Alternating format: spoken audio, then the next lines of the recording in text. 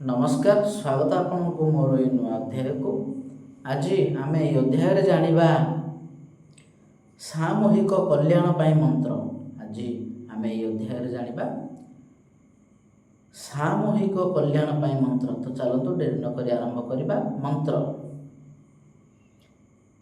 देव्या जया तत्व मीत जगदाम शक्या निशेष देवगण शक्ति समूह मूर्त्या तामंबिका मखिल देव महर्षि पूज्या उभ्यानता स्नबी दधातु शुभानिशान। उपयोग चलंतु जानिबा।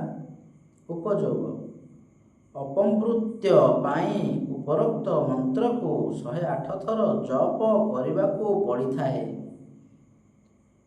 मु आपण मानकु पुणी थरे दोहराई देवाकू चाहूँगी।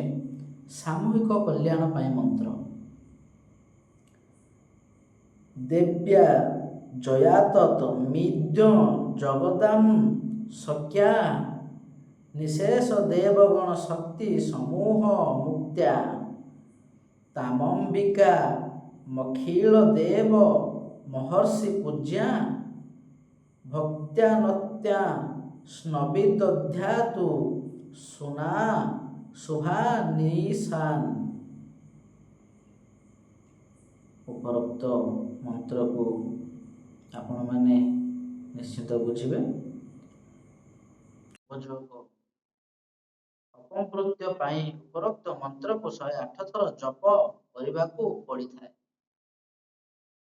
तो आज ये आमे आगामी अध्याय जानिबा किछि नुआ।